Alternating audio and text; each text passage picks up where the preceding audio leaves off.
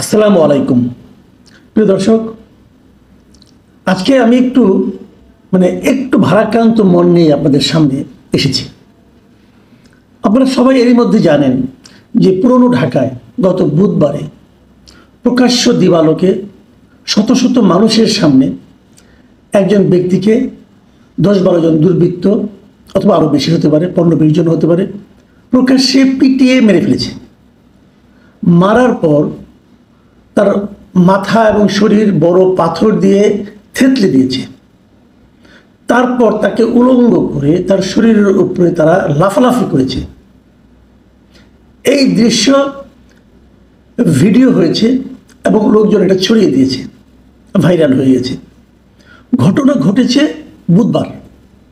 আপনারা হয়তো বলবেন যে এটা ভিডিও করলো কে, কেন করলো, সে কি নিষ্ঠুর? দেখুন, যদি ভিডিওটা না ছড়াতো তাহলে হয়তো এখনো বিষয়টা আপনারা জানতেন না। ঘটনা ঘটেছে বুধবার। শুক্রবার দিন এই ভিডিও সবাই দেখার পর সবার কানে পানি গিয়েছে, হইচই, আলোচনা, অনেক কিছু হচ্ছে। কবে হয়েছে? শুক্রবারে, পুরো একদিন পর। এখন এই ঘটনাটা কে ঘটলো, কেন ঘটলো, এটা নিয়ে পুলিশ তদন্ত করছে। যতদূর জানা গেছে উনি ভাঙারি ব্যবসায়ী ছিলেন, মিস্টার লালচাঁদ সোহাগ, ওর ডাকনাম সোহাগ। তার একটা ফ্যামিলি আছে, ভালো ব্যবসা করেন। তার কাছে চাঁদা চেয়েছিল।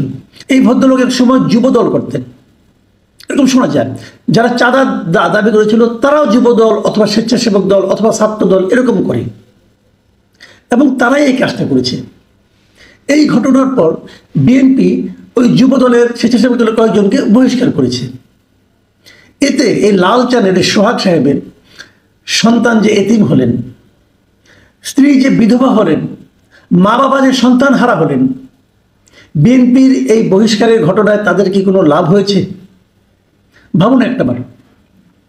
এরই মধ্যে দেখলাম এই ঘটনা নিয়ে জামাত ইসলাম, এনসিপির নেতারা বিভিন্ন জায়গায় সমালোচনা করছেন। তারা ইঙ্গিত দিচ্ছেন যে এক স্বৈরাচার গেছে, আরেক স্বৈরাচার আসছে। দ্রুতবেগে সমস্ত কিন্তু প্রতিক্রিয়া হচ্ছে। বিভিন্ন জায়গায় এই এনসিপির ছাত্র সংগঠনগুলো মিছিল করছে এবং তাদের মিছিলের মূল টার্গেট কিন্তু বিএনপি। এখন আমি এই ঘটনাটাকে কেন্দ্র করে আপনাদের সঙ্গে কিছু আলোচনা করি, কিছু প্রশ্ন করি, আপনারা উত্তর খুঁজুন। দেশে আসলে হচ্ছেটা কি? আমরা মব কালচার নিয়ে কথা বলছি, ইচ্ছা হলে যে কাউকে পিটিয়ে মেরে ফেলা হচ্ছে। সরকার আবার মব কালচার স্বীকার করছে না। এই মব কালচার নিয়ে সরকার কি করছে সেটা হলো আরেক কৌতুক। সেই কৌতুক নিয়ে আমি আগামীকালকে আরেকটা ভিডিও করব। আপনারা দেখবেন যে দায়িত্বশীল সরকার কি করছে। যাক, আমি এই প্রসঙ্গে আসি। আমার প্রথম প্রশ্ন, আপনারা তো দেখেছেন এই হত্যার পেছনে জড়িত যাদের নাম শোনা গেছে তারা হয় ছাত্রদল করে, নয় যুবদল করে, নয় স্বেচ্ছাসেবক দল করে। আচ্ছা, এই লোকগুলি, যাদের নামও কিছু জানা গেছে, কয়েকজনকে অ্যারেস্ট করা হয়েছে, এই লোকগুলি কি হাসিনা আমলে এই কাজটা করতে পারতো? Simple question. পারতো না। আপনারাও জানেন, আমিও জানি, পারতো না। কেন পারতো না? পারতো না এই কারণে, তখন তো আওয়ামী লীগ ক্ষমতায় ছিল। আওয়ামী লীগের আমলে তারা এই কাজগুলি করতে পারত, কারণ তারা নিজেরাই তখন দৌড়ের উপর থাকতো। তাহলে কে করতে পারতো তখন? তখন কিন্তু এই কাজগুলো এই যুবলীগ, স্বেচ্ছাসেবক লীগ, ছাত্রলীগ এরা করতে পারত। ওরা এখন কোথায়? ওরা এখন দৌড়ের উপর আছে। তাহলে ঘটনাটা কি দাঁড়ালো? কারণটা কি? এই ছাত্রদল যারা 15 বছর পালিয়ে থাকতো, লুকিয়ে থাকতো, তারা হঠাৎ করে এত শক্তিশালী কি করে হলো যে একজন ভাঁড়ের ব্যবসায়ীর কাছে প্রতি মাসে 3 লাখ টাকা চাঁদা দাবি করে? তারা এত পাওয়ারটা পেল কোথায়? এই ক্ষমতার উৎস কোথায়? এখন কি বিএনপি ক্ষমতায় আছে? নেই। তাহলে উৎসটা কোথায়? এইটার মূল কারণটা হলো আইন শৃঙ্খলা রক্ষাকারী বাহিনী। আগে ছাত্রলীগের লোকেরা প্রকাশ্যে এই ধরনের কাজ করতো, ছাত্রলীগ, যুবলীগ, স্বেচ্ছাসেবক প্রকাশ্যে এরকম কাজ করতো। আইন শৃঙ্খলা বাহিনীর লোকজন, প্রশাসন তাদেরকে দেখেও দেখতো না, দেখেও না দেখার ভান করতো। চাপে পড়ে 2 জনকে গ্রেপ্তার করা হলো, ছাড়া পেয়ে যেত, বুক ফুলিয়ে বের হয়ে আসতো। এখন কি হচ্ছে? এখন তারা নেই, এখন উল্টোরা যুবদল, ছাত্রদল এরা করছে। এমনকি এনসিপির লোকজন করছে। আপনি নিশ্চয়ই দেখেছেন এনসিপির একজন লোককে গ্রেপ্তার করা হয়েছিল ধানমন্ডিতে, এক প্রকাশকের বাড়িতে ঘেরাও করে তাকে গ্রেপ্তার করার দাবিতে। তাকে কিন্তু এনসিপি একজন কেন্দ্রীয় নেতা ছাড়িয়ে নিয়ে গিয়েছিলেন। তার মানে তারা জানে যে এখন যারা আছে আমাদের ক্ষমতায়, আমরা ক্ষমতায় এখনো না গেলেও আমরা যদি কোনো কিছু করি আমাদেরকে কেউ আটকে রাখতে পারবে না। আপনি দেখবেন মাঝে মাঝে পুলিশের সঙ্গে এনসিপির লোক অথবা বিএনপির লোক এরা যে ভাষায় কথা বলে, আগে কখনো এই ধরনের ভাষা পুলিশের সঙ্গে কাউকে করতে দেখেছেন?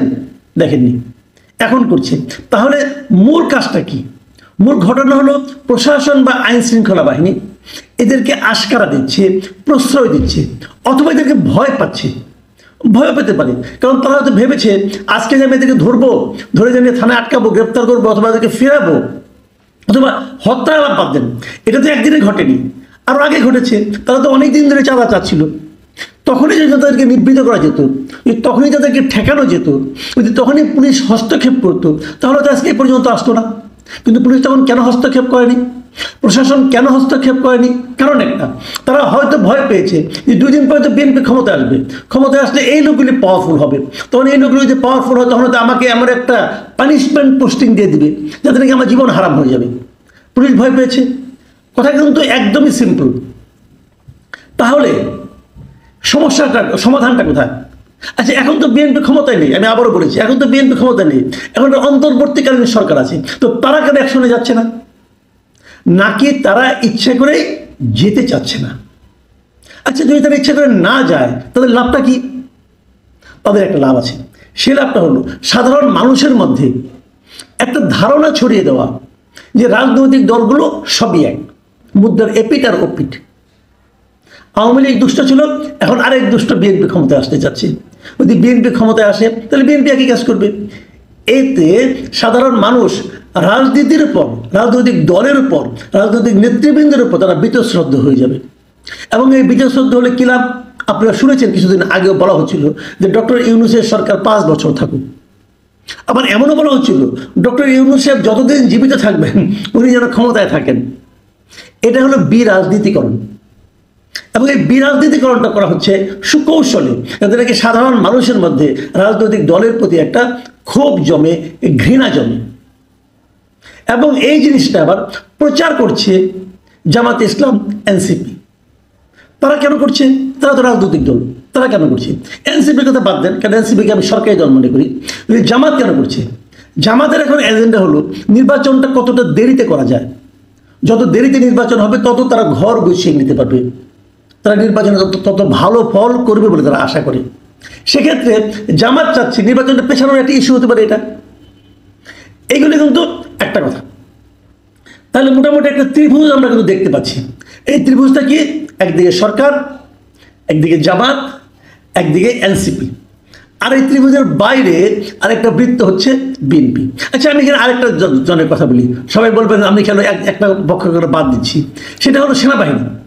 দেখুন, এই ধরনের মবের বিরুদ্ধে সেনাবাহিনীর কিন্তু আমরা 1-2বার হুঙ্কার শুনেছি। বিশেষ করে রংপুরের ঘটনা তো খুবই হুঙ্কার শুনেছিলাম আমরা। আর মব সহ্য করা হবে না, আর এগুলি সহ্য করা হবে না। সেনাবাহিনী বলেছেন, সেনাবাহিনী কিন্তু বলার এখতিয়ারও ছিল, কারণ সেনাবাহিনীকে অলরেডি সরকার কিন্তু ম্যাজিস্ট্রেসি পাওয়ার দিয়েছে। মানে সরকার, সেনাবাহিনী ইচ্ছা করলে একজনকে ধরে শাস্তি দিতে পারে তাৎক্ষণিকভাবে। তো এই ম্যাজিস্ট্রেসি পাওয়ার নিয়ে সেনাবাহিনী কী করছে? তাদের কোনো আপনার হেল দলকে টের পাচ্ছেন নাকি তারা বসে বসে লেমন জুস খাচ্ছে? এটা কিন্তু একটা বড় সমস্যা। সেনাবাহিনী যারা আছেন, আপনারা তাহলে ম্যাজিস্ট্রেসি পাওয়ার নিয়েন না, আপনি বলেন আমরা ব্যারাকে ফিরে যাই। ব্যারাকে থাকুন, আরামে থাকেন ভাই, বাইরে থাকবেন, ম্যাজিস্ট্রেসি পাওয়ার থাকবে, লোকে জানবে আপনি আছেন, কিন্তু লোকে আপনার কাছ থেকে কোনো উপকার পাবে না। তাহলে কেন? এই প্রশ্নের জবাব কিন্তু আলটিমেটলি সেনাবাহিনীকেই দিতে হবে। আরেকটা কথা বলি, এই এত কথা বললাম, তাহলে বিএনপি কি কোনো দায় নাই? অবশ্যই দায় আছে। বিএনপি কেন তার দলের লোকদেরকে নিয়ন্ত্রণ করতে পারছে না? বিএনপি তো বলবেন আমরা চেষ্টা করছি, আমরা বহিষ্কার করছি। হ্যাঁ, বিএনপি কিন্তু অনেক বহিষ্কার করছে। বাংলাদেশের ইতিহাসে এত বহিষ্কার কোথাও কোনো দল তার নিজের লোকজনকে করে নাই। 2000-এরও বেশি লোককে তারা এরই মধ্যে বহিষ্কার করে ফেলেছে, কিন্তু এতে কাজ হচ্ছে না কেন? আমি একটু উদাহরণ প্রায় দিই, বিভিন্ন জায়গায় দিই, সেটা আপনাদেরকে আবার বলি। ধরা যাক একটা পাতিল খুব গরম হয়ে গেছে, এই পাতিলটা ঠান্ডা করতে হবে। আপনি কী করবেন? আমি যে মানে চোয়ালের মধ্যে একটু পানি নিয়ে পাতিলের মধ্যে ছিটা দিয়ে দিলাম, ছেদ ছেদ করে আওয়াজ করবে, কিন্তু তার শব্দ হবে, কিন্তু সবাই বুঝবে যে পাতিলে একটু পানি দেওয়া হয়েছে। এতে কি পাতিল ঠান্ডা হবে? হবে না। আবার পাতিল গরম হতে থাকবে, কারণ নিচ দিয়ে তাপটা তো আছে। আপনাকে তাপটাকে বন্ধ করতে হবে আগে, তারপর আপনি পানি দেন ভাই। এখন তাপটা আপনি কিভাবে বন্ধ করবেন? আপনি এত বড় দেশ, এত নেতা কর্মী, আপনি 2000-কে করেছেন। যখন কোনো একটা খবর মিডিয়াতে আসে তখন আপনি তার বিরুদ্ধে অ্যাকশন নেন। আপনাদের নিজস্ব কোনো অনুসন্ধান আছে? নাই। কেন নাই?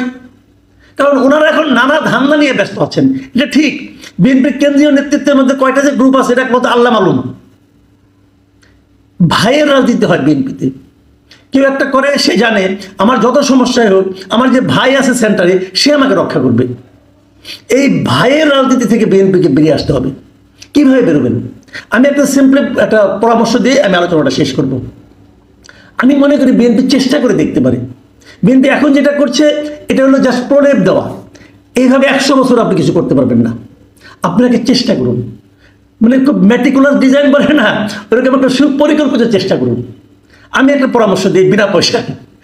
পরামর্শটা হলো, জনাব তারেক রহমান, আপনি যে কাজটা করতে পারেন, আপনি একটা ঘোষণা দিন যে যত জায়গায় বিএনপির নেতা কর্মী সমর্থকের বিরুদ্ধে এ ধরনের চাঁদাবাজির অভিযোগ আছে, আপনি একটা ইমেল অ্যাড্রেস দিয়ে দিবেন।